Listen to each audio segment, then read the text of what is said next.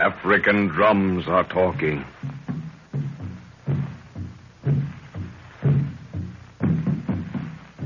Spotted sunlight fades from the floor of the forest, and daytime twilight becomes a wall of inky blackness. The harmless chatter of monkeys changes to the moan of the hyena, the soft calling of birds to the snarling cry of the hunting cat. The beauty of the forest is blotted out. Death stalks abroad, and the night becomes hideous with the screams of its unwilling victims. Beauty and death go hand in hand. This is Africa.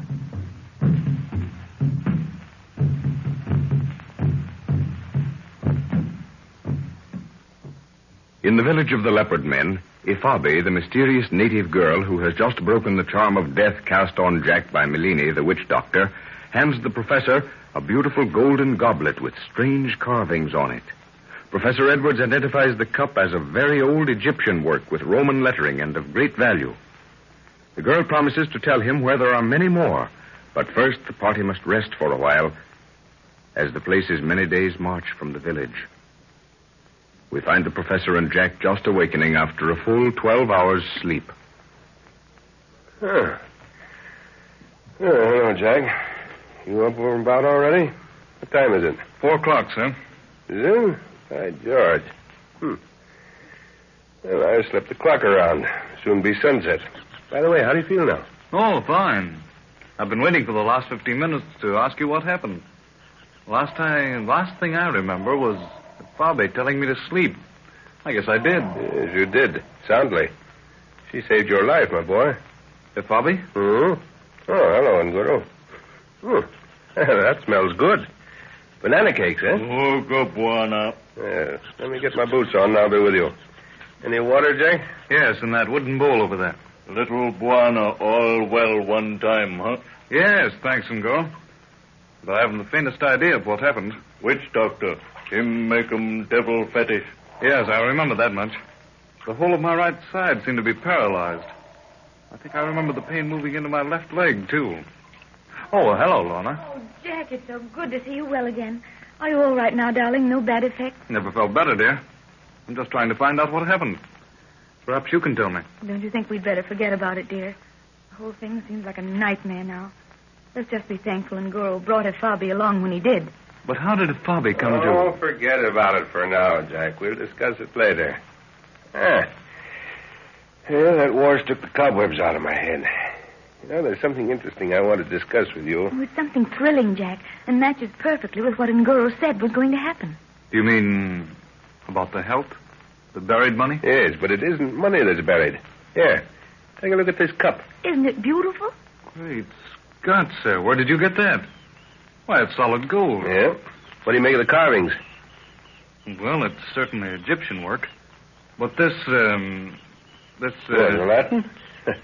Had me guessing for a while, but I think I made some sense out of it. What does it say on it, Father? Well, as far as I can make out, the cup evidently belonged to a set of gold plate that was owned by a gentleman called Septimus. He was the governor of some unheard-of state. But where did it come from? How did you get it, sir? Fabi brought it. Good Lord, that woman again? She seems to be in everything. I'm afraid she's going to be in a lot more before we can get rid of her. She made Father promise to help her in some mysterious quest before she'd attempt to... before she'd help you. Oh, I see. Well, that was rather... Better fill up on these banana cakes while they're hot, people. Very good. Nguro cooked them. I had mine in my hut before you folks were about. How does he make them, Father? With flour from dried bananas. Native dish. Now, come on, Jack. I'm a bit worried about that promise you had to make, sir. It put you in a rather awkward position. Well, Fabi certainly chose the right moment to ask it. But now, I'm not at all sorry she did. She says there are a lot more gold cups where that one came from. But the whispering forest of death she spoke of, what does she mean by that? It sounds horrible. Oh, it's a native name for part of unexplored jungle.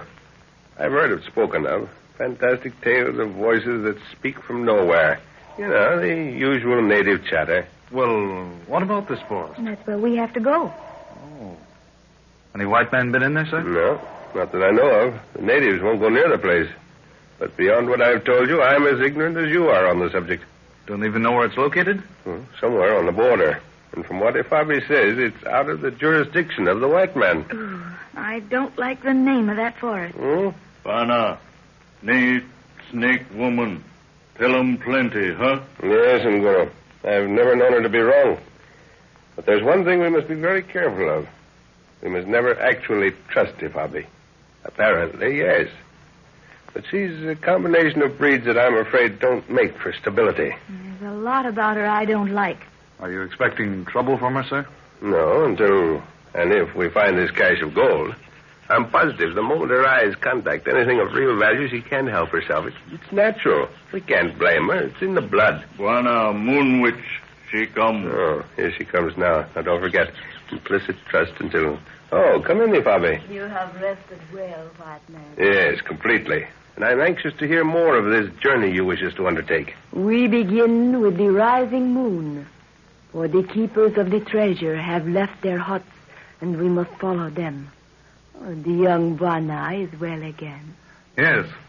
I'm told I have you to thank for being on my feet once more. It is of no matter, for Ifabi has need of the white man's help. Well, who are these keepers of the treasure? They are the ones whose place it is to visit the whispering forest of death and talk with the spirits of those who once were. With the passing of the 4 seasons at the waning of a moon, these 2 men leave their huts for that purpose. Yes, I've heard of such things. They keep the secret of the treasure in one family and visit it once a year to see that it's safe, eh? And no man may follow because of the devils who guard the way. Well, then, how did you come by this cup of gold, Ifabi? There were 3 brothers, white man. They were called the keepers of the treasure. One of them brought the cup to me as a gift. And now there are only 2 keepers, eh? Yes. They guard their secret well. The other 2 found out, eh? Evidently. So, you don't know the exact location? Ifabi knows that it lies below the surface of the earth in a box, which rests between 2 upright stones. These stones have a writing upon them which no man may read. But the way through the forest is dark, and the keepers of the treasure know the secret path. Which will make it easier, of course. Well, does anyone in the village know of your intentions? I have caused it to be known that I visit the souls of the dead, which is true, for there are many in the whispering forest of death. Ngoro, Aye, Bwana. you've heard what Ifabi has to say. What think you? Bwana, him say go, and Guru say go. Maybe catch 'em forest devil, make 'em fight, huh? That's all you live for, in the hope there'll be a fight. And we may catch a forest devil at that. Well, any suggestions, people? Personally, Father, I'd like to know more about this forest with the spooky name. Does Ifabi know anything about it? Ifabi knows that the breath of eternal sleep whispers unceasingly through its branches, and even the jackals may not stay within the reach of its perfumed breath. Perfumed breath, eh? Well, aren't you afraid to go in there, Ifabi? Death holds no terror for Ifabi, since life and death are but one in many ways. Well, all right, then. It's settled. When do you want to start? It is well to begin now, as the sun is leaving the earth. Ifabi will meet you where the trail joins the mountains. Where does the trail begin? To the east of the village, and will lead along the roots of the mountains. Your warrior will find it. The keepers of the treasure will not hide their marks, for all men know it is forbidden to follow. Ifabi goes now. You will see her when the face of my father shines upon the earth. Well, that starts us on the move again.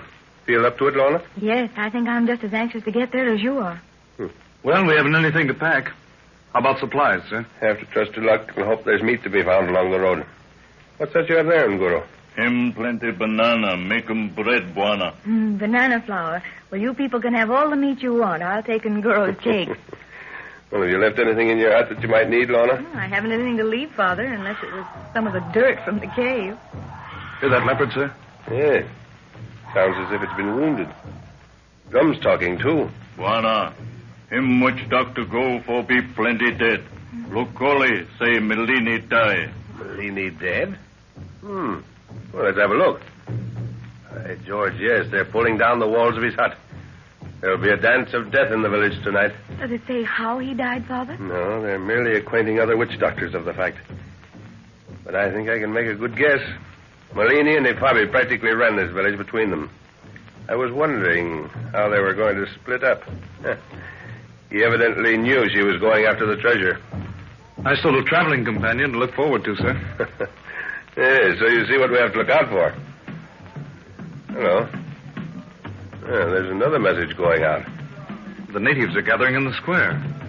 They seem excited about something. Buana, Locoli say white man dower kill Melini. What does he say, Father? But the drum says the white man's medicine killed Melini. Quick, everybody. We've got to move out right away.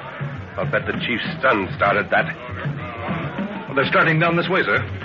We can't leave now without being seen. Cut away through the back of the hut. We can get into the high grass before they get here. Use the big sword, Ngoro. Aye, Buana.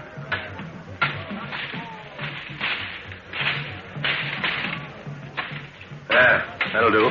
Come on, I'll lead the way, Ngoro. Follow him, Lorna. Have we got everything, Jack? I think so. All right. Let's go.